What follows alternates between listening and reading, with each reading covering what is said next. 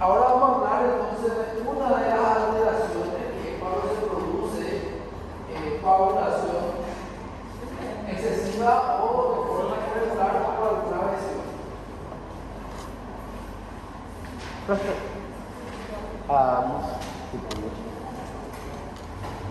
a hablar del estado de hipercoagulabilidad. Vamos a hablar de las alteraciones más frecuentes que produce hipercoagulabilidad.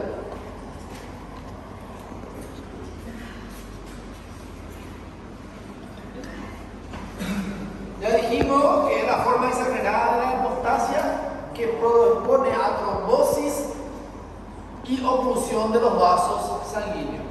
La trombosis es cuando se junta todo el componente celular que después puede obstruir los vasos. Estas son las clasificaciones. Podemos clasificar en dos formas. Hipercoagulabilidad relacionada con función plaquetaria incrementada. Acuérdense que la plaqueta cuando se juntaban era la que formaban los tapones plaquetarios.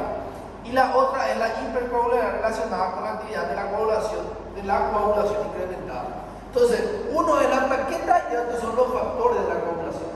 Entonces, si en cualquiera de estas situaciones ocurre alteración, entonces hay coagulación fácil. Cuando hablamos de la plaqueta, hablamos de la trombocitosis. ¿Sí? Que puede ser porque hay aumento del número de la plaqueta o hay aumento de su función, pero que no es regulado.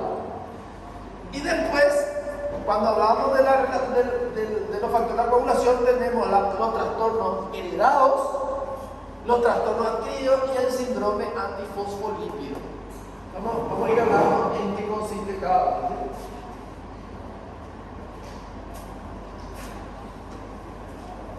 Bueno, empezamos entonces con la que está relacionada con la función plaquetaria incrementada.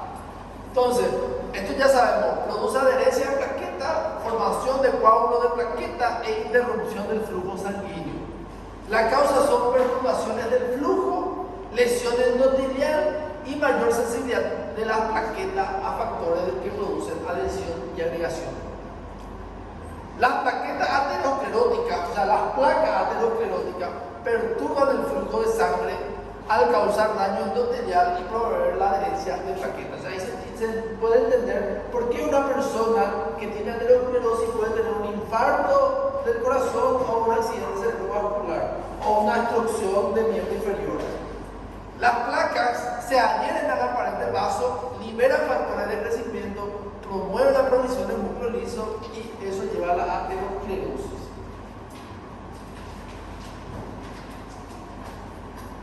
Vamos a hablar entonces de la trombocitosis específicamente. Es la elevación en el recuento plaquetario por arriba de 1.000.000. Entonces, cuando es mayor que eso, hablamos de trombocitosis. Nosotros dijimos que de 500.000 a 1.000 sería normal y más de eso ya es patológico. Perdón, de 150 a 400 es normal y después ya es patológico. Cuando hablamos de trombocitosis por elevación de la plaqueta, miren, el valor es súper elevado. Puede presentarse como un proceso reactivo. ¿Qué quiere decir un proceso reactivo? Que sea secundaria a una situación que haga que aumente el número de plaquetas. O como un proceso esencial, o sea, el problema es que se está creando mucha plaqueta desde la médula ósea. Entonces, un proceso inflamatorio que produce lesión endotelial obviamente va a hacer que se libere o se cree más plaqueta. Eso va a ser una causa secundaria. Hola, Mili. Mili ya estaba, lo siento mucho.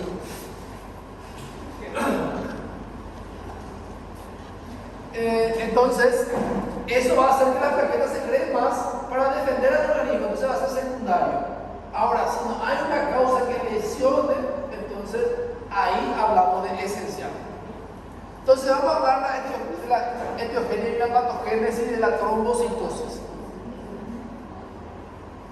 La trombopoyetina es una hormona, así como la eritropoyetina, que es para estimular a la producción de glóbulos rojos. La trombopoyetina es la hormona que se produce para estimular la producción de megacariocitos y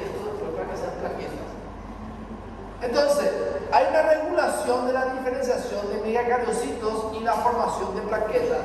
Trae mi pincel para que puedan entender algo, porque acá hay una situación particular.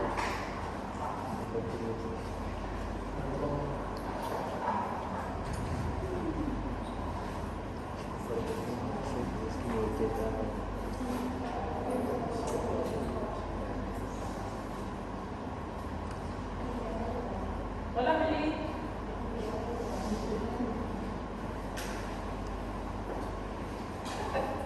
Ven acá. Siempre que no vaya a prestar atención si no está.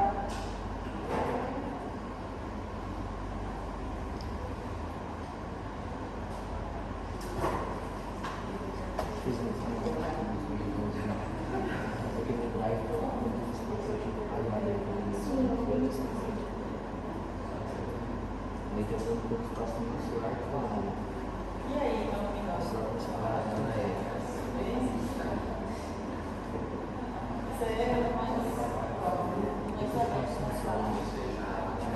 Mas é aleatório.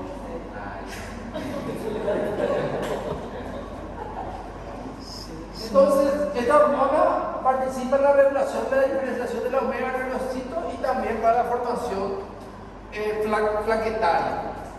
La trombopoyetina se transporta del plasma unido al receptor en la superficie de la plaqueta circundante en una forma no enlazada que está libre para promover la proliferación de megacariocitos. ¿Qué quiere decir? Es así. Hay una plaqueta y esa plaqueta tiene su receptor y sobre ese receptor entonces tenemos a la trombopoyetina. Y así se va. Entonces, esta hormona es una hormona que regula la producción de plaquetas. ¿Qué pasa? Cuando las plaquetas son destruidas, entonces son liberadas estas hormonas. Entonces, cuando disminuyen las plaquetas, aumenta esa hormona. ¿Para qué se aumenta? Para que se vaya a la médula ósea y estimule la producción y proliferación de plaquetas. Y de esa forma se puede regular. Entonces, ¿cuándo yo puedo tener aumento de plaquetas? Cuando está ocurriendo el proceso inflamatorio que está destruyendo plaquetas y está liberando más hormonas y entonces le avisa que voy a necesitar más plaquetas. O cuando de repente se produce más hormonas de lo normal sin que esté unido a las plaquetas.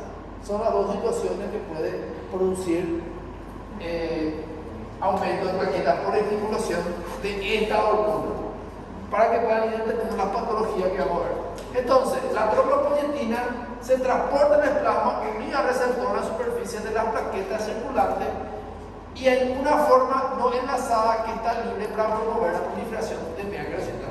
Hay unos que están unidos a las plaquetas y otros están libres. Los megacariocitos y sus progenies plaquetarios tienen receptores de trombopoyetina.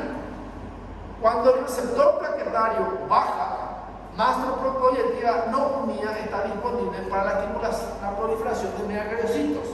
Y si el recuento de plaqueta aumenta, menos trombopoyetina está disponible para estimular la proliferación. En condiciones normales, la proliferación de megacariocitos y la producción de plaquetas está bajo el centro del mecanismo de retroalimentación negativa mediante el recuento de plaquetas.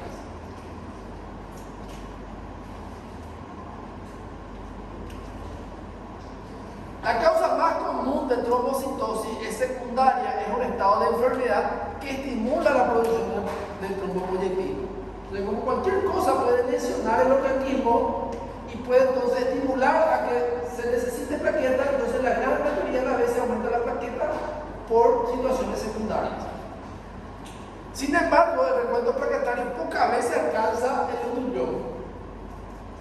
La causa subyacente más frecuente de trombocitosis secundaria incluye el daño tisular secundario o intervenciones quirúrgicas, infecciones, cáncer, padecimiento inflamatorio crónico como artritis reumatoide y enfermedad de Crohn. Los únicos signos clínicamente evidentes suelen ser los de la enfermedad subyacente. La trombocitosis puede acompañar mieloproliferativo, como policitemia vera y leucemia mixta. La trombocitosis primaria o esencial es un trastorno mieloproliferativo, o sea, el problema es de la médula. Aunque los niveles de trombopoyetina a menudo son normales en la trombocitosis esencial, ¿qué quiere decir? El problema ahí no es la hormona, sino es la alteración en sí. La anomalía del receptor de la trombopoyetina y el enlace de la plaqueta causan niveles más altos de lo esperado de la trombopoyetina libre. Esto conduce a que la proliferación de megakerocitos y la producción de plaquetas aumente. La disminución de las plaquetas productoras contribuye a la principal característica clínica de hemorragia y trombosis. Entonces, lo que me cuenta eso, que el trastorno secundario es lo más frecuente y el trastorno primario no se debe a que haya aumento de la hormona, sino se debe porque el problema está en los receptores.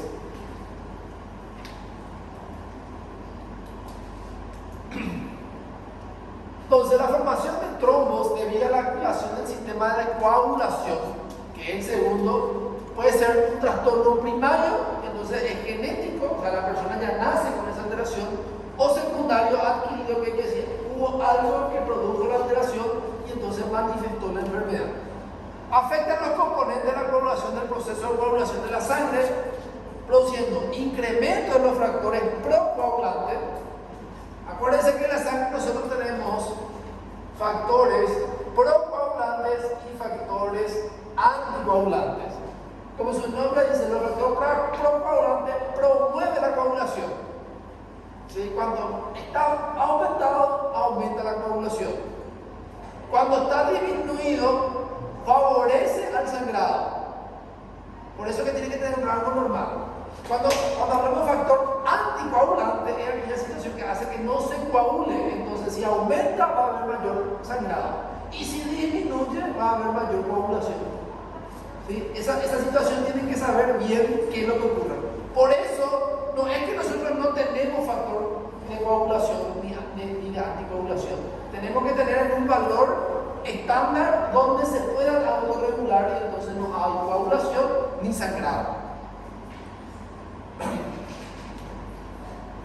Entonces, o disminución de los factores anticoagulantes. Esas dos situaciones, eso tienen que saber.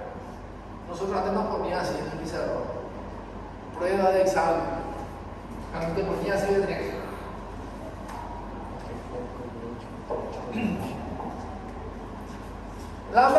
La malnutrición, o sea, la mutación en el gen del factor 5, el factor 5 es el factor procoagulante, si se acuerdan, y el gen de la protrombina son las más frecuentes.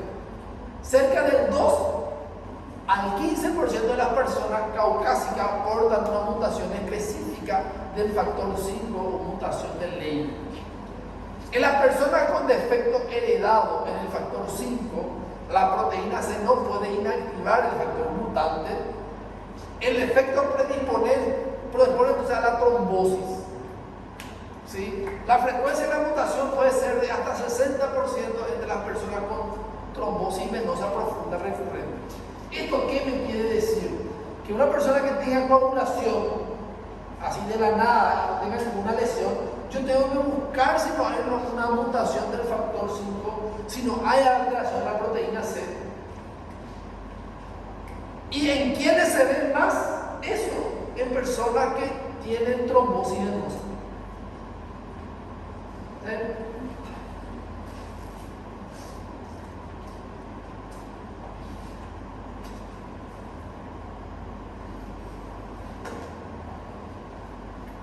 Bueno, vamos entonces a seguir con los trastornos heredados.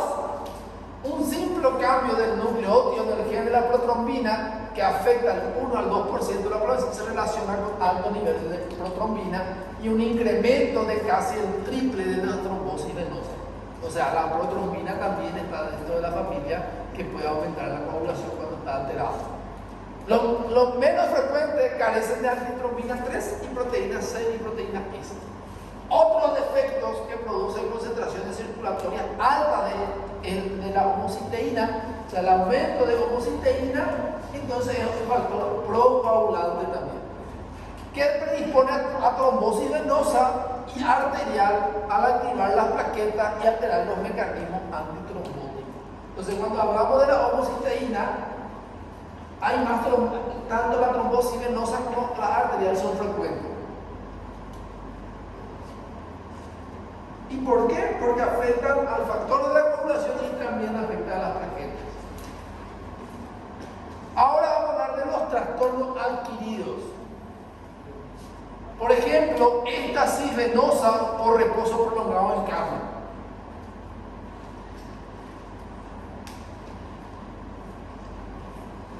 Existe justamente lo que se conoce como la triada de Virchow. No sé si alguna vez ya escucharon de la triada de Virchow, donde para que haya coagulación tiene que haber lesión endotelial, alteración del flujo sanguíneo o la persona tiene que estar quieta. Entonces, la sangre cuando se queda quieta se estanca y se coagula. Por eso el flujo sanguíneo es continuo. Y cuando se queda quieto se coagula. La sangre siempre se va a coagular cuando se queda quieto. Siempre se va a coagular porque así está compuesto de sus factores, obviamente. Las personas que carecen de eso van a tener alteración. Entonces, la éstasis venosa por reposo prolongado en cama e inmovilidad, estado hiperestrogénico, el estrógeno también, por eso que consumir anticonceptivos o esteroides aumenta la predisposición de producir trombosis y específicamente trombosis venosa. O sea, no es algo tan que así que se consume, hermano.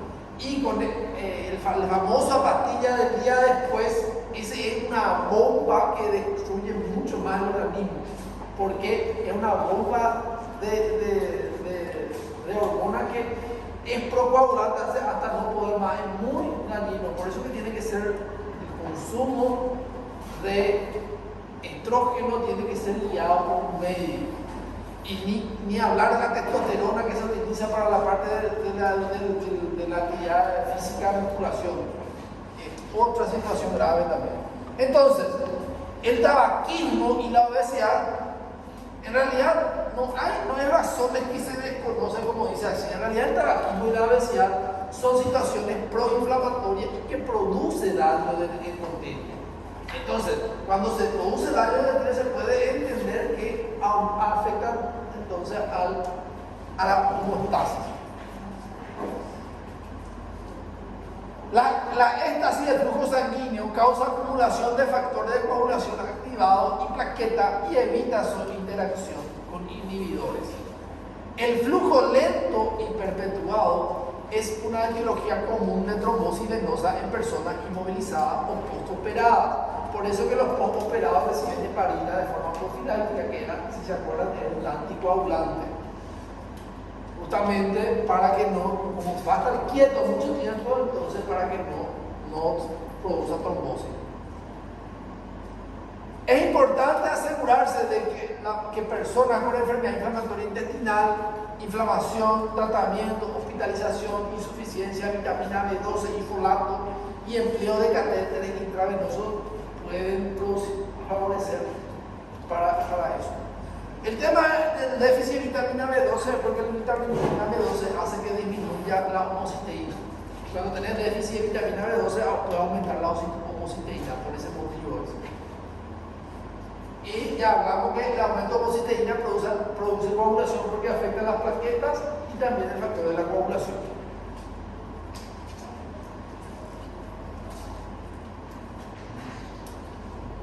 La insuficiencia cardíaca también contribuye a congestión venosa y a trombosis. ¿Por qué? Porque cuando el corazón no se puede contraer fuerte y hacer que circule todo, el resto de sangre donde se queda en las venas. Por eso es que hay edema. Entonces, si se queda en la vena y no puede circular, entonces ese es el mecanismo por qué produce coagulación. Los síndromes de hiperviscosidad, policistemia, por eso el hematocrito, si se acuerdan, el hematocrito es el porcentaje de células que hay en la sangre. Si el hematocrito aumenta mayor de 45, mi sangre va a ser más espesa ¿Qué quiere decir? Va a ser más lenta. ¿Qué quiere decir? Que él tiene más tendencia a producir coágulos.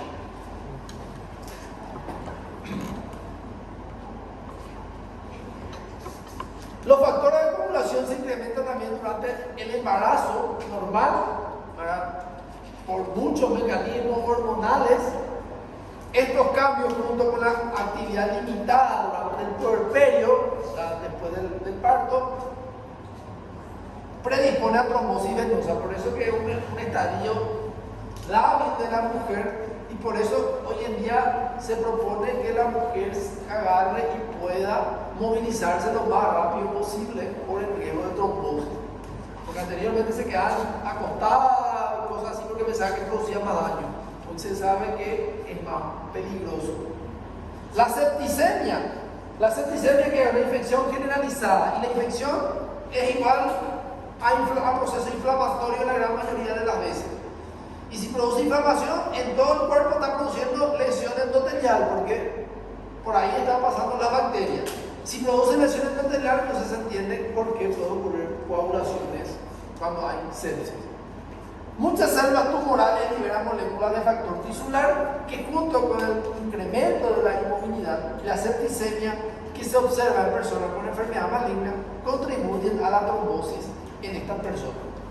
Hablamos desde el primer módulo, primer parcial, que los tumores producen sustancias, producen hormonas y producen sustancias procoagulantes.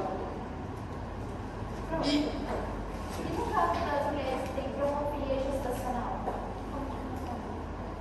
la trombofilia existe la trombofilia que son adquiridas, ¿verdad? Por la situación hormonal o por la situación general, y está la que son, ya congénitas, que ya nacen con esa alteración. Esas mujeres normalmente reciben anticoagulación durante todo su embarazo. Y son mujeres de alto riesgo de aborto. Entonces, normalmente esas mujeres reciben anticoagulantes, pero no dosis profiláctica, sino dosis alta de anticoagulantes. Son mujeres de alto riesgo de aborto. Y reciben tratamiento, obviamente que si se supo antes, reciben tratamiento ya de por vida. Y durante el embarazo tiene un control mucho más estricto.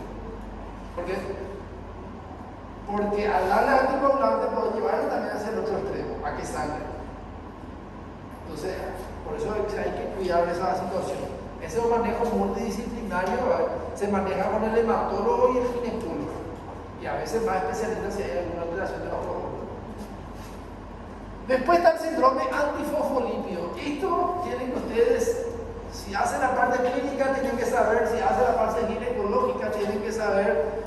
Y si hacen la parte quirúrgica, por lo menos tienen que saber que existe esto para poder llamarle, porque siempre van a necesitar a alguien que esté ajustando los medicamentos. ¿Qué quiere decir? No, los cirujanos no van a poder operar si no está controlado esto.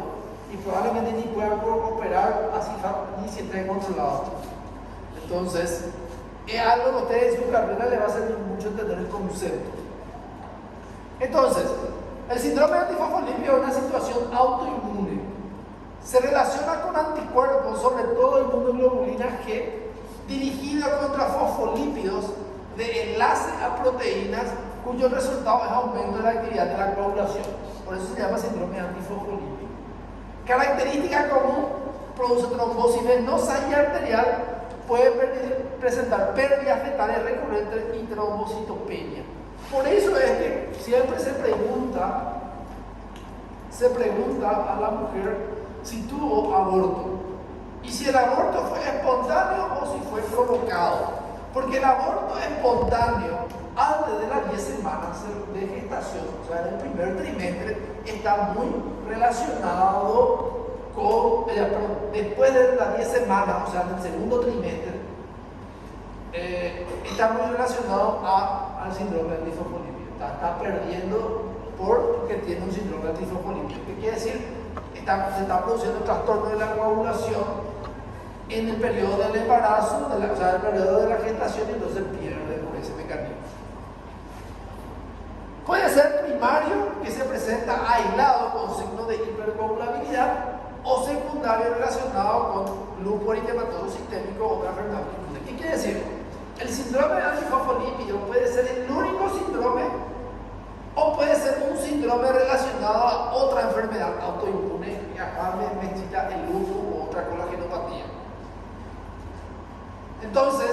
siempre tenemos que buscar el síndrome antifosfolípido. A veces solo puede ser que tenga coagulación y si es mujer tiene trastorno en tener la criatura o pérdida precoz y no tiene otra enfermedad autoinmune.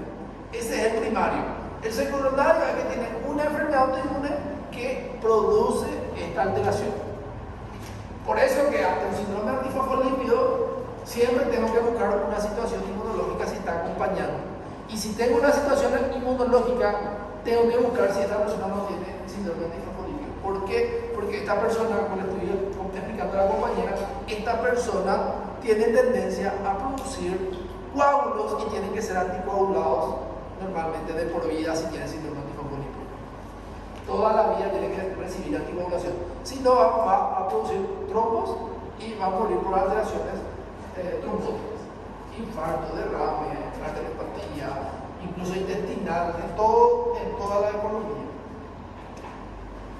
Bueno, los mecanismos se desconocen, varias vías posibles se citan: anticuerpos que interfieren en la cascada de la coagulación, anticuerpos que se unen directamente a la superficie celular endotelial y causan secreción de citocina que produce activación y agregación plaquetaria, anticuerpos que pueden dirigir a una proteína sérica de enlace a fosfolípido que funcionan como un anticoagulante, otros factores que desempeñan la función de determinar si una persona presenta manifestaciones clínicas del trastorno, por ejemplo, traumatismo vascular o infección, da lugar a la producción de citocina y a la activación de células endoteliales.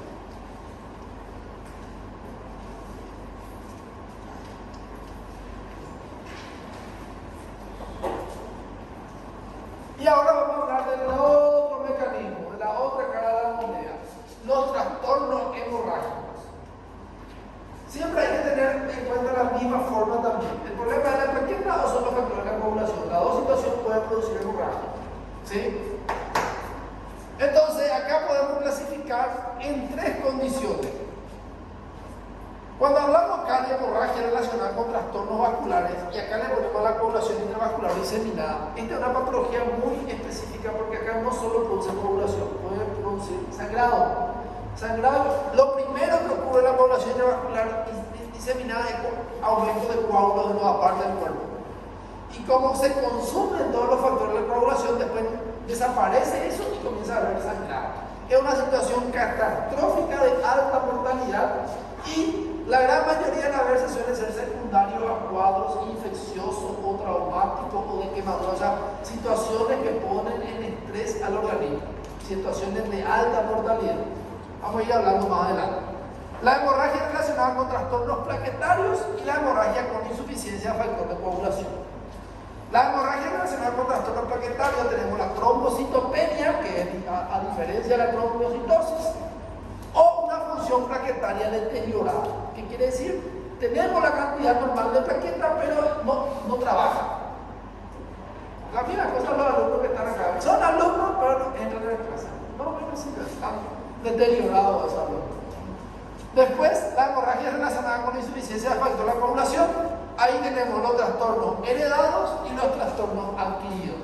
Los trastornos heredados, ahí vamos a estar entonces hablando de las hemofilias.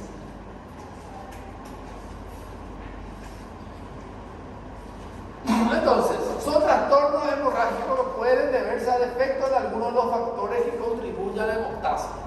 Trastornos relacionados con el número o la función plaquetaria, que quiere decir disminución de la plaqueta o disminución de su función. Factores de la coagulación. Entonces, ¿qué es lo que puede ocurrir? Que los factores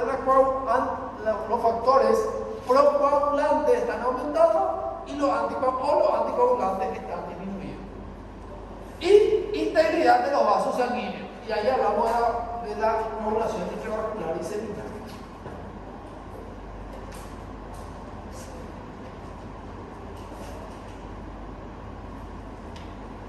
Primer grupo, hemorragia relacionada con trastornos plaquetarios.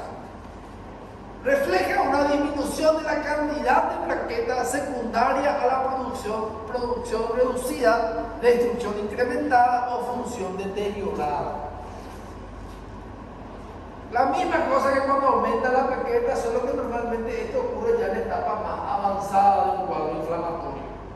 Como el cuadro inflamatorio continuó, se destruyó tantas plaquetas que fue creada y ahora ya tiene pocas plaquetas. Entonces, eso suele ser la causa frecuente entonces de disminuir la plaqueta. Con mucha frecuencia se relaciona con vasos pequeños de la membrana mucosa y la piel. Los sitios frecuentes en la mucosa son la nariz, boca, tubo digestivo y cavidad uterina. Normalmente el consumo de aspirina produce esta alteración y por eso pueden tener sangrado en cualquier lado. La aspirina hace que bloquee la función plaquetaria, que bloquee que la plaqueta se agregue. Y normalmente justamente afectan a vasos pequeños y sus síntomas normalmente pueden ser sangrado nariz, tubo digestivo, cavidad uterina. Y a veces cuando la persona no sabe y consume todo el tiempo, y si no se le pregunta, no se soluciona el problema. Y si se le pregunta, se sabe, se retira y en una semana puede llegar a recuperarse. La hemorragia cutánea se ve como pequeñas hemorragias, petequias y zonas púrpuras de magulladura que son púrpuras. En áreas dependientes en las que la presión capilar es mayor.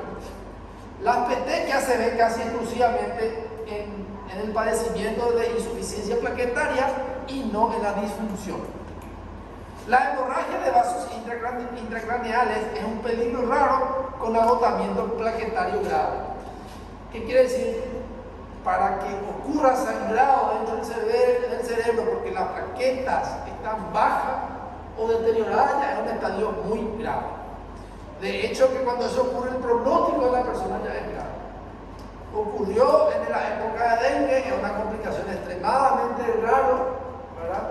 Pero ocurrió que fue una de las manifestaciones. Por eso que una persona que tenga plaqueta baja y después haga una alteración a nivel de conciencia tiene que hacerse una tomografía de urgencia, porque puede ser que esté sangrando la cabeza.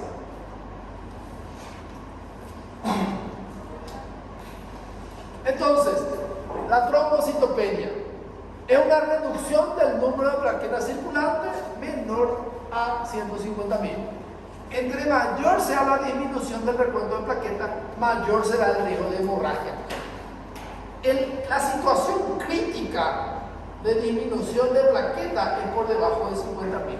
Esa es una situación crítica. Esa es una situación que necesita transfusión de plaquetas, es una situación que incluso va a necesitar plasma, ¿verdad? Pero específicamente transfusión de plaquetas. Antes de llegar a estos valores, no se hace transfusión de plaquetas a no ser que la persona presente sangrado. Pero cuando es menor a esto, hay que ver la causa y si no podemos solucionar rápido la causa, va a necesitar transfusión de plaquetas.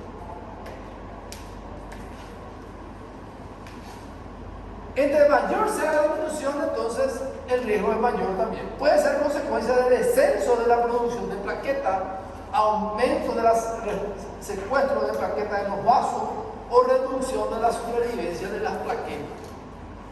La disminución de la producción de plaquetas por pérdida de la función de la médula ósea tiene lugar en la anemia aplásica.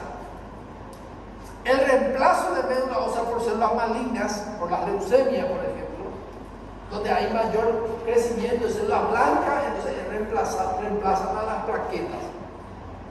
La radioterapia y fármacos, los cánceres, pueden deprimir la función de la médula ósea y disminuir la producción de plaquetas. Y la infección con el virus de inmunodeficiencia humana o citomegalovirus suprime la producción de megacariocitos por distintos factores. Entonces, cuadros inmunológicos también pueden estar relacionados con disminución de la plaqueta. A ellos ya no necesitan anticoagulante porque están luego con disminución de plaquetas. Si a ellos le dan anticoagulante va a hacer que sangre más fácilmente. No, en ellos no. Acá no podemos dar procoagulante porque si le das procoagulante vas a coagular. Acá tenés que solucionar la causa, que tenés que reponer plaqueta. Si es menor de 50.000 o si es menor de 150 pero hay sangrado. Pero en realidad hay que tratar la causa. Por eso que la gente puede decir que se muere de leucemia. No se muere por no te dicen murió porque tuvo plaqueta baja. La leucemia que produjo la plaqueta baja, que le produjo sangre, por eso murió. Pero el mecanismo real fue una disminución de la plaqueta secundaria de la leucemia que llevó a eso. Entonces el diagnóstico principal es lo que se pone, por eso es lo que no se especifica. Por ejemplo, murió de la complicación del VIH. ¿Por qué le mató? VIH. Porque es la complicación lo que le mata. Bueno, professor, em que situação a gente usa para o coagulante? Procoagulante en realidad se usa solo cuando hay déficit congénito de procoagulante. Solo en esa situación. Sí, en otra situación no.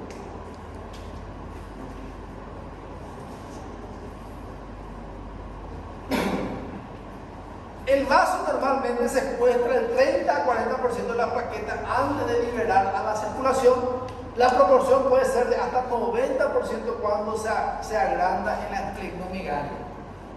El aumento del vaso produce retención de mayor plaqueta.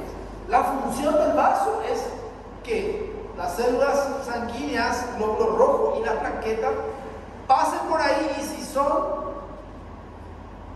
plaquetas o glóbulos rojos que no van a funcionar, se quedan ahí y se destruyen. Y lo que van a funcionar son lo que van, pero cuando se agranda, esa función de destrucción es mayor. La reducción de la supervivencia plaquetaria se debe a diversos mecanismos inmunitarios y autoinmunitarios. Anticuerpos antiplaquetarios pueden destruir las plaquetas, pueden digerir contra los autoanticuerpos plaquetarios o contra antígenos en la plaqueta de transfusión sanguínea o del embarazo. Se dirigen a la glucoproteína, la membrana glucoproteica, ¿se acuerdan del GP2B3A? Y también este otro que es el GP1B y 1X.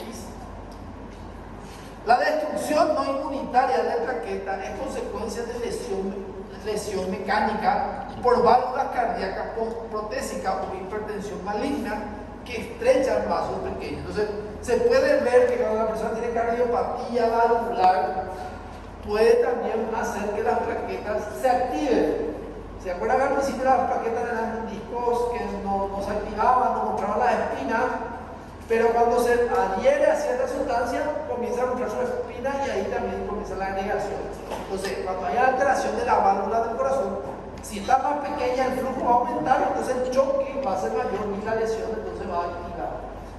Entonces, por eso en estenosis suele ocurrir eso. O personas que tengan válvula protésica metálica, por ejemplo.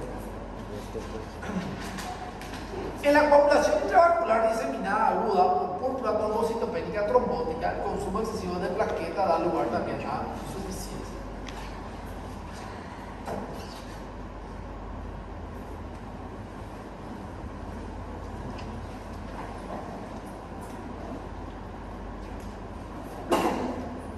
También tenemos la trombocitopenia inducida por fármacos. O sea, fármaco que hace que disminuya la cantidad de plaquetas. ¿Sí? ¿Cuáles son esos? La quinina, quinidina y ciertos antibióticos que contienen sulfas. Induce una respuesta antígeno-anticuerpo y la formación de complejo inmune que ocasiona destrucción de plaquetas por lisis mediada por complemento. Las personas experimentan una caída rápida del recuento de plaquetas de 2 a 3 días de volver a tomar el medicamento o 7 o más, es decir, el tiempo necesario para preparar una respuesta inmunitaria después de empezar o no por primera vez a consumir esos fármacos. El recuento plaquetario aumenta con rapidez tras descontinuar el fármaco. Ahí la importancia es que saber si la persona está tomando un fármaco y si la persona está teniendo disminución de plaqueta y el fármaco produce disminución de plaqueta, si no le quitamos ese fármaco va a ser continuar. Entonces, ahí está la importancia de preguntar.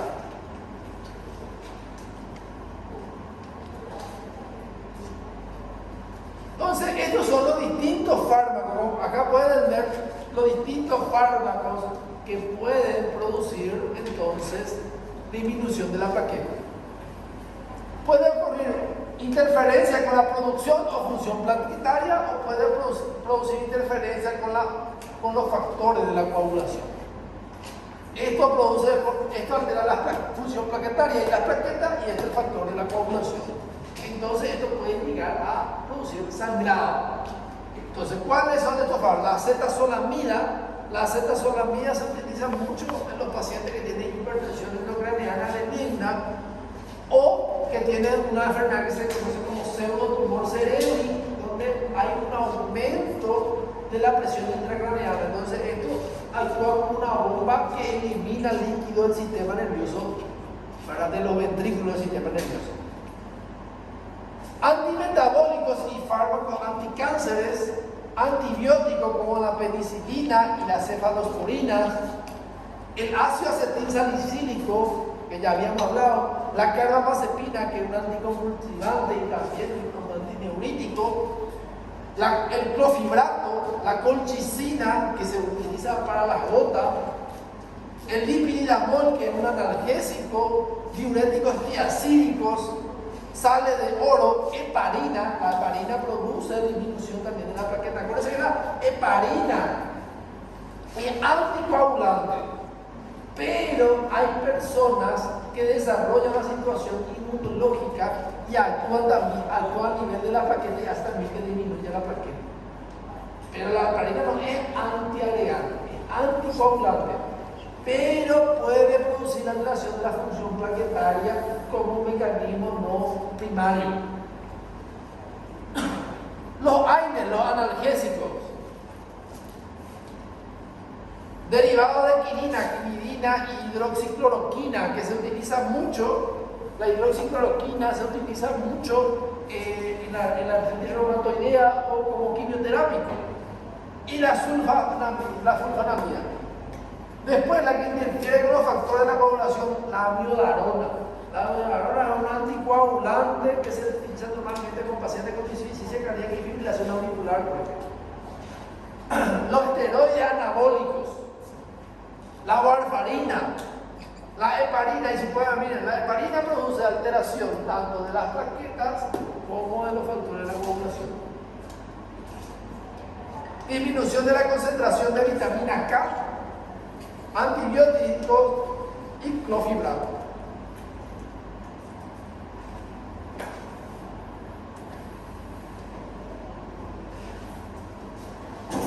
Ahora vamos a hablar de la trombocitopenia inducida por la heparina.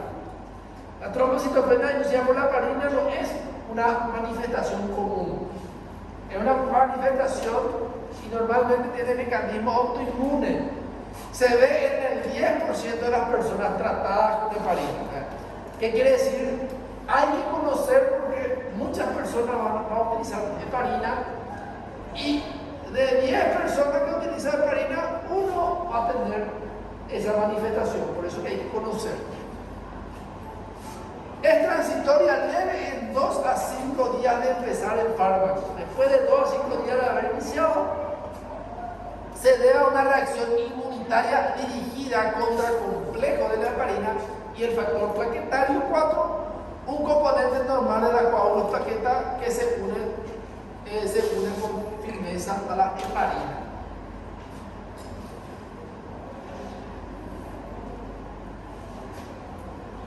Después, otra situación que puede estar relacionada a la trombocitopenia, la púrpura trombocitopénica inmunitaria, o famoso de ella habrán escuchado una vez PTI, púrpura trombocitopénica inmunitaria.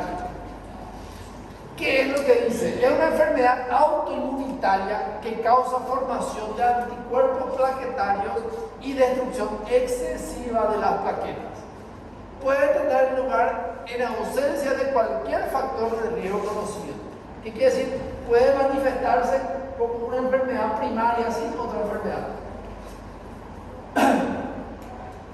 PTI puede ser entonces una púrpura trombocitopénica primaria o idiopática, o como un trastorno secundario debido a una alteración subyacente y como una enfermedad aguda, una duración de 6 meses o menos, o puede formar parte de una enfermedad crónica.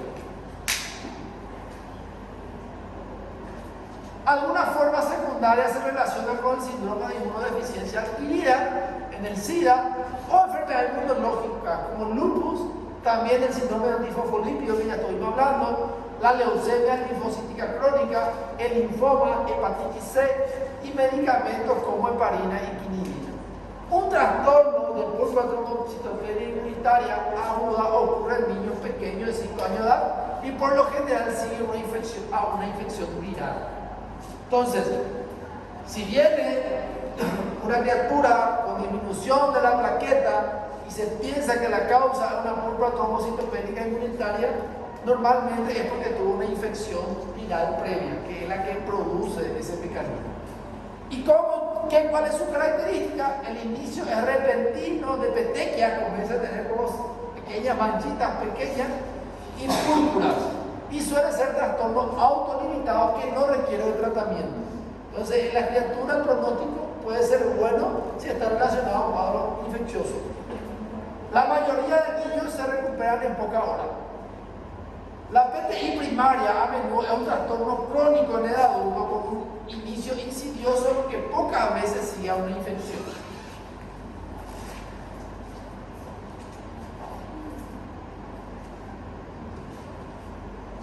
Se cree que es el resultado de múltiples mecanismos que incluyen anticuerpos antiplaquetarios contra glucoproteína, de la que estuvimos hablando, en la membrana plaquetaria, las plaquetas que se hacen más susceptibles a la fagocitosis por el anticuerpo, se destruyen entonces en el vaso. ¿Se acuerdan ustedes que el síndrome antifosfolípido también era un problema de anticuerpos? Pero ¿cuál es la diferencia? Que en el síndrome antifosfolípido no hay alteración del número de plaquetas. Aquí sí hay una trombocitopenia. Y que en el síndrome antifosfolípido se produce más coagulación, aquí se produce sangrado. Esos son diagnósticos diferenciales para poder comprender la fisiopatología. Los niveles plasmáticos de trombopoyetina, el factor principal que estimula el crecimiento y desarrollo de megacarecitos, no son altos en personas con PTI. ¿Se acuerdan que si disminuía la plaqueta tenían que aumentar la cantidad de trombopoyetina? Acá no hay esa alteración. Las pruebas indican que la púrpura trombocitopénica inmunitaria es causada por disfunción de células T, o sea, un problema inmunológico que se inicia con los linfocitos T, en específico la célula reguladora, la CD4, que activa la respuesta inmunitaria y pasa a trombocitopenia.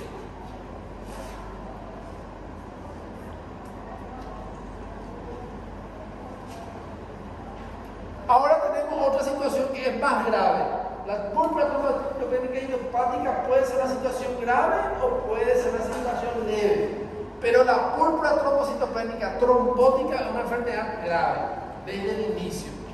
Es una combinación de trombocitopenia, anemia hemolítica, insuficiencia renal, fiebre y anomalías neurológicas. Por lo tanto, una situación en el paciente se luce grave, está grave y tiene una alta mortalidad. Trastorno raro que probablemente resulta de la introducción de sustancias de agregación plaquetaria a la circulación. La etiología subyacente de muchos casos es la insuficiencia de una enzima que degrada multímeros de peso molecular grandes del factor de von Willebrand, lo que permite que se acumulen y causen agregación plaquetaria y adhesión al endotelio. Es posible que la insuficiencia enzimática sea heredada o adquirida como una consecuencia de anticuerpos dirigidos contra esta enzima. El problema es que una enzima que degrada eso es lo que está alterado. Suele afectar a personas previamente sanas, pero también se relaciona con enfermedades de colágeno inmunitario, fármacos, infecciones como VIH y el embarazo. ¿Qué quiere decir? La púrpura trombocitopénica trombótica suele ser una enfermedad primaria en la gran mayoría de las veces, pero a veces puede estar desencadenada por otras alteraciones comórbidas.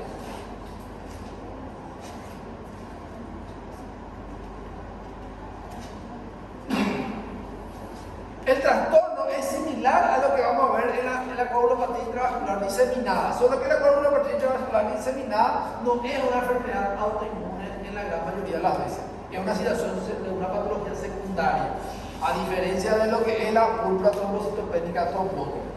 Pero no se vincula con el sistema de coagulación. La toxina producida por alguna cepa de Escherichia coli, por ejemplo, causa lesión endotelial y produce una afectación similar al síndrome urémico hemolítico. El inicio es abrupto y el resultado final puede ser fatal.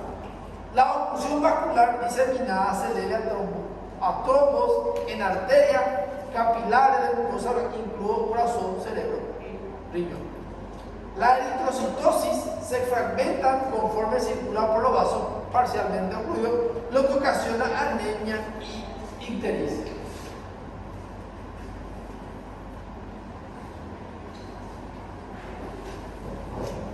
Ahora vamos a hablar de las hemorragias relacionadas con la insuficiencia del factor de la coagulación. Tenemos las que son heredadas y las que son adquiridas. Tenemos enfermedad heredada, síntesis defectuosa, incremento del consumo de factor de coagulación. Suelen tener lugar después de lesión o traumatismo, que quiere decir la persona que no tiene un sangrado sin algo que le produzca una lesión. Solo que hay personas que tienen esa lesión ante traumatismos leves, o traumatismos leves producen sangrados masivos. Son comunes las magulladuras grandes, hematomas y hemorragia prolongada hacia el tronco, tracto gastrointestinal, urinaria y articulaciones. Que uno tenga sangrado a nivel de la articulación es muy raro. La autosangrado a veces es más frecuente con otras cosas. Si usted tiene una persona con sangrado articular ante un traumatismo no muy fuerte, siempre tienen que pensar en una hemofilia. Entonces, vamos a empezar a hablar de los trastornos heredados. Pues ahí, dentro de esto, podemos tener la enfermedad de von Willebrand y la hemofilia A y B. Estos son los dos trastornos más comunes: la enfermedad de von Willebrand y la hemofilia A y B. La enfermedad de von Willebrand y la hemofilia A se deben a defectos relacionados con el complejo del factor 8 y del von Willebrand. ¿Se acuerdan que el factor de von Willebrand tiene que estar unido al factor 8? Y esto hace que las plaquetas se puedan unir al endotelio y a otras plaquetas para producir la agregación plaquetaria y el tapón plaquetario. Entonces, los que tienen alteración de estos factores, entonces van a tener más sangrado. ¿Por qué? Porque no hay agregación de formación de tapón plaquetario. Entonces, cualquier lesión que para nosotros no va a hacer nada, para esa persona va a ser grave.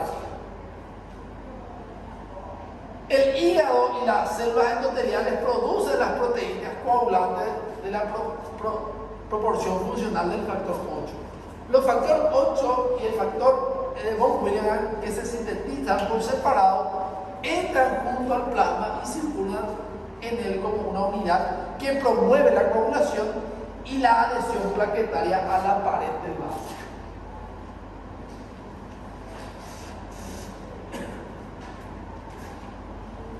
Entonces, vamos a hablar de la enfermedad de von Willebrand. Se considera la coagulación heredada más común y afecta cerca 1 a 2% de la población. Como pueden ver, son patologías muy raras, no son muy frecuentes, existen, pero es raro. Trastornos que produce son las hemorragias, defectos compuestos que comprometen la función plaquetaria y la vía de la coagulación. Estos tienen hemorragia por situaciones que en una persona común no tendría que tener hemorragia. O a veces tienen hemorragia muy grave, sí, y uno trata de solucionar y no puede solucionar por los métodos comunes y la persona sigue sangrando. Entonces ahí hay que pensar que puede estar relacionado a un factor de la coagulación y el más frecuente de la enfermedad de von Willebrand. Entonces se caracteriza por insuficiencia o un defecto del factor de von Willebrand. ¿Qué quiere decir? ¿Está disminuido o tiene una alteración en su función? El factor de von Willebrand, que se sintetiza por el endotelio y los megacariocitos, se requiere para la adhesión de las plaquetas a la matriz subendotelial de los vasos sanguíneos. Sirve también como portador del factor 8 y es importante para la estabilidad del factor 8 en la circulación al prevenir su proteólisis. ¿Qué quiere decir? Cuando disminuye el factor de von Willebrand, hace que el factor 8 sea destruido más fácilmente también. Se han descrito hasta 20 variantes de alteraciones que produce esto. El tipo 1 y el tipo 3 se relacionan con bajos niveles de factor de von Willebrand. que sí son están disminuidos. El tipo 1, un trastorno autonómico dominante, constituye el 70% de los casos y es relativamente leve. Si bien quiere decir que cuando la persona tiene el defecto, desarrolla, los síntomas son leves en el 70% de los casos. Ahora, el tipo 2, que se distingue porque hay un defecto de la función del factor de von Willebrand, también un trastorno autosómico dominante, explica el 25% de los casos y se relaciona con hemofilia leve a moderada. Y el tipo 3 es un trastorno autosómico recesivo, más o menos raro, pero tiene una manifestación clínica mucho más grave. Entonces, si quieren acordar, leve, moderado, grave. 1, 2, 3.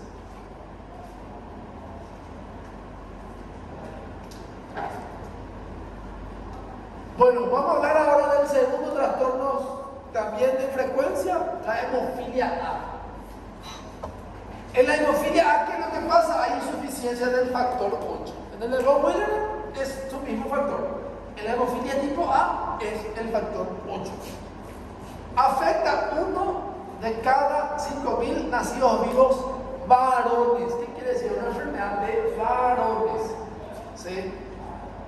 Es un trastorno recesivo ligado al X. ¿Qué quiere decir? La mujer, la mamá, es la que le hereda al hijo varón para que desarrolle la manifestación. Si le da a la mujer queda con el gen recesivo, ¿verdad? Y justamente cuando tiene el hijo varón, desarrolla los síntomas. Aunque es hereditario, no hay antecedentes familiares de trastorno casi el 30% de los casos recién diagnosticados, lo que sugiere que surgió como una nueva mutación en el gen del factor 8, que es lo que se cree que la mujer o su descendencia comenzó a producir alteraciones en el gen que produzca una alteración en el cromosoma X, que cuando le pasó al hijo, ahí se completó la mutación. Alrededor del 90% de las personas con hemofilia producen cantidad insuficiente de factores y 10% produce una forma defectuosa. El porcentaje de actividad normal del factor 8 en la circulación depende del defecto genético y determina la gravedad de la hemofilia. Del 6 al 30% son leves, del 2 al 5% moderado y 1% o menos en forma grave de hemofilia. Entonces, por suerte, es una alteración no muy frecuente y su manifestación es grave tampoco no suele ser tan frecuente. ¿Qué quiere decir?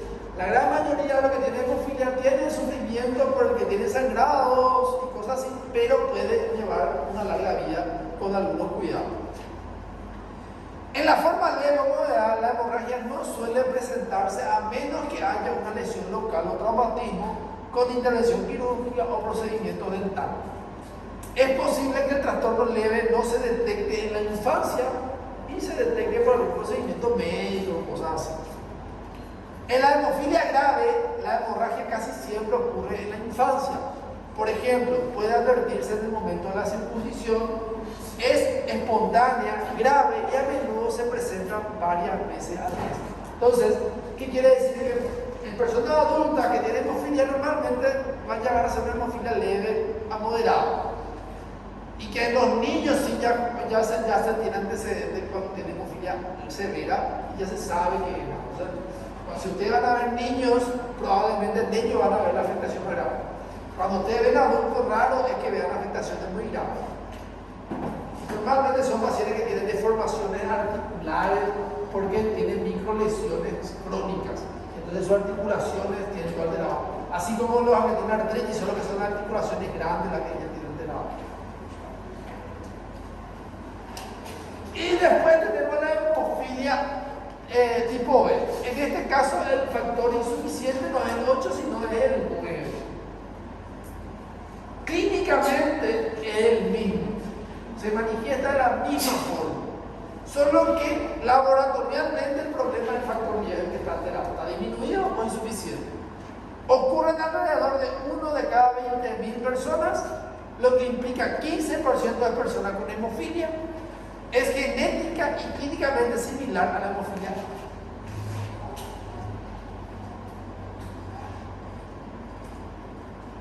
Ya estamos por terminar.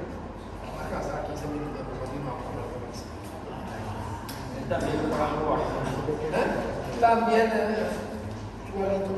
La única diferencia es que laboratorialmente el factor 9 es el problema. Después igualito. Entonces, después vamos a hablar de los trastornos adquiridos. ¿Sí? Los factores cuando disminuyen, por ejemplo, los factores de la coagulación. 2, 5, 7, 9, 10, 11, 12, la protrombina, el fibrinógeno, esto se sintetiza en el hígado. Entonces, si hay alguna enfermedad que afecta al hígado o hay disminución de vitamina K, vamos a tener sangrado. Eso es adquirido. En la enfermedad hepática, la síntesis de factor de la coagulación se reduce, lo que podría producir hemorragia. Entonces se entiende por qué una persona que tenga insuficiencia hepática tenga sangrado. ¿Por qué? Sintetiza poco factor de la coagulación. Los factores 2, 7, 9, 10 protrombina requieren la presencia de vitamina K para su actividad normal. Entonces, en la insuficiencia de vitamina K, el hígado produce el factor de coagulación, pero en una forma inactiva. Entonces, tener disminución de vitamina K va a hacer que los factores de coagulación no actúen y se va a ver mayor hemorragia. En la insuficiencia de vitamina K, el hígado produce el factor de coagulación, pero de forma inactiva. La vitamina K es una vitamina liposoluble que bacterias intestinales sintetizan de manera continua. Y lo liposoluble, ¿por qué es importante? Porque si la bilis no es secretada en el intestino, no va a poder ser absorbida. Y necesitamos con la grasa es absorbida. Sin la grasa no. Entonces también otra afectación hepática puede producir alteración de la absorción de vitamina K. La insuficiencia de vitamina K es improbable a menos que la síntesis intestinal se interrumpa o la absorción de vitamina se afecte. ¿Por qué? Porque la misma flora intestinal produce vitamina K. La insuficiencia de vitamina K puede presentarse en el neonato antes que la flora intestinal se establezca. Entonces, por eso que van a ver que a los neonatos al nacer se le da ya vitamina K intramuscular, porque si no van a tener sangrado. También puede ocurrir como resultado de trastornos de tratamiento con antibióticos de amplio espectro que destruyen la flora intestinal. Justamente esos antibióticos que destruyen a la flora intestinal normal que produce la vitamina K. Su absorción requiere de sales biliares. Entonces las personas que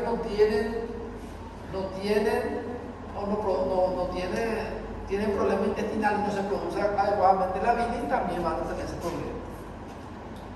Es posible que la insuficiencia de vitamina K sea consecuencia de la absorción alterada de la grasa secundaria de la enfermedad hepática o de la vía biliar.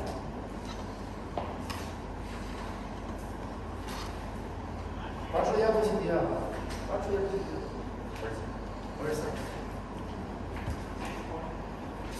Ahora vamos a hablar de la hemorragia relacionada con los trastornos vasculares. Vamos a hablar de la púrpura no trombocitopénica. ¿Qué quiere decir? El problema no hay púrpuras, hay lesiones purpúricas, pero no hay disminución del número de plaquetas. Puede ser el resultado de pared vascular estructuralmente débil o de daño de los vasos por inflamatorio o respuesta inmunitaria. Entonces, ¿qué es lo que van a encontrar? Equimosis facial, aparición espontánea de petequias y púrpura en la piel y membranas mucosas. El recuento plaquetarios y los resultados de otras pruebas de factor de coagulación son normales en personas con trastornos hemorrágicos causados por defectos vasculares. El problema ahí es el defecto vascular. Trastornos vasculares, ¿cuáles pueden ser que se encuentren ante la ataxia hemorrágica? Es un trastorno autosómico frecuente caracterizado por capilares dilatados de pared delgada y arterial. Insuficiencia de vitamina C, ese suele ser lo más frecuente, ¿verdad? Anteriormente, que se conoce como escorbuto, conduce a síntesis insuficiente de colágeno y fallo de las células endoteliales endoteliales para cementarse junto con deformación de forma adecuada, lo que hace que la pared vascular sea frágil. En la enfermedad de Cushing, por ejemplo, los pacientes que consumen corticoides de forma crónica, produce atrofia de proteínas y pérdida de soporte de tejido vascular por exceso de cortisol. La púrpura senil, lo que ven en los ancianos, ustedes ven esas manchas que suelen tener, es fragilidad capilar. Equimosis en adultos mayores ocasionada por deterioro de síntesis de colágeno en el proceso de envejecimiento normal. Los defectos vasculares también tienen lugar en el curso de la coagulación intravascular diseminada o como consecuencia de microtrombosis o tratamiento con corticosteroides. Entonces vamos a hablar específicamente sobre este trastorno, la coagulación intravascular diseminada. Es una paradoja en la secuencia de la hemostasia, porque en esta situación ocurre mucho coágulo, después consume todas las plaquetas de la factura de coagulación y se viene la hemorragia. Entonces es una situación catastrófica. Y se caracteriza por coagulación generalizada y hemorragia en el compartimiento vascular. No es una enfermedad primaria, siempre tienen una causa que lo produce. Y siempre son causas graves como traumatismo severo, quemadura o septicemia. Esa es la causa más frecuente. Se observa como una complicación de una amplia variedad de afección. Comienza con la activación masiva de la secuencia de la coagulación, por lo general no regulada de tropina, que conduce a la formación de síntesis de fibrina. Los niveles de todos los anticoagulantes principales se reducen. Los microtrombos resultantes causan oclusión vascular e isquemia tisular. La insuficiencia orgánica múltiple es posible y la formación de coágulos consume todas las proteínas de la coagulación y plaquetas, lo que produce la hemorragia grave.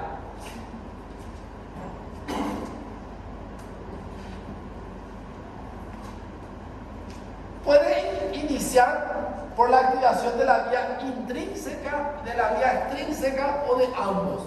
La activación por la vía extrínseca tiene lugar con liberación de factor tisular y se relaciona con complicaciones obstétricas, traumatismo, septicemia bacteriana y cánceres. Entonces, estas son las causas que producen coagulación intravascular diseminada. La vía intrínseca se puede activar mediante daño endotelial extenso, como activación del factor 12, lesión endotelial puede ser causada por virus, infecciones, mecanismo inmunitario, éstasis de sangre o extremo de temperatura. O sea, el cambio extremo de temperatura también puede producir coagulopatía intravascular diseminada por activación de la vía intrínseca. La vía de anticoagulación afectada se vincula también con nivel reducido de antitrombina y el sistema de anticoagulación de la proteína C. La causa subyacente suele ser la infección, inflamación y las citocinas, como el factor de necrosis tumoral, interleucina 1 y otras interleucinas, que se liberan del proceso, son los mediadores que desencadenan la coagulopatía intravascular. Estas citocinas no son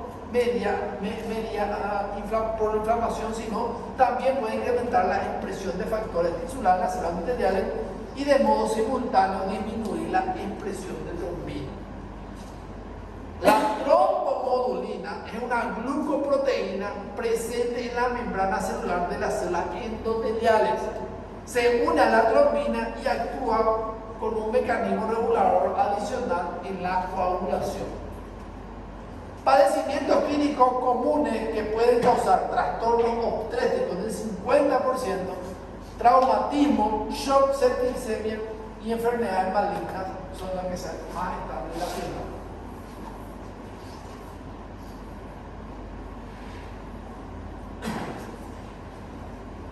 Estas son las enfermedades que están relacionadas con la coagulación intravascular diseminada.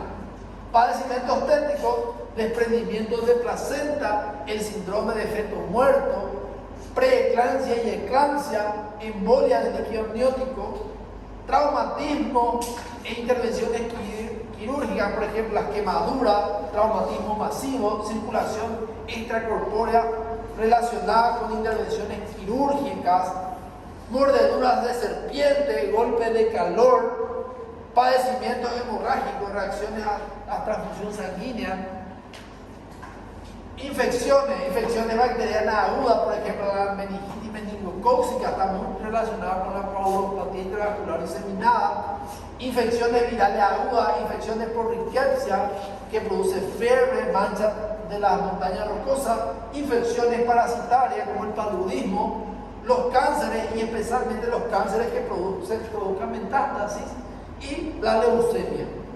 El shock, tanto el shock séptico como el shock hipovolémico grave, pueden producir coagulopatía intravascular diseminada. Y por último de este capítulo, porque después tenemos más, los factores que causan coagulación intravascular diseminada a menudo están interrelacionados. En complicaciones obstétricas, los factores tisulares liberados del líquido placentario necrótico o líquido tisular fetal o amniótico son lo que genera la hipoxia, el estado de shock y la acidosis que puede coexistir contribuyen también a la causa de la lesión endotelial.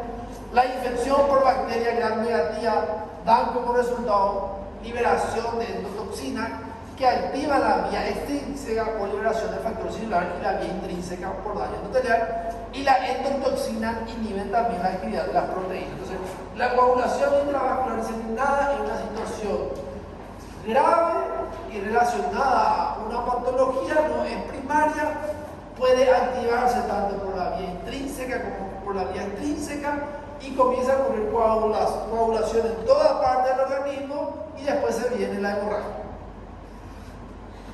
¿Preguntas? Acá yo tengo muchas preguntas.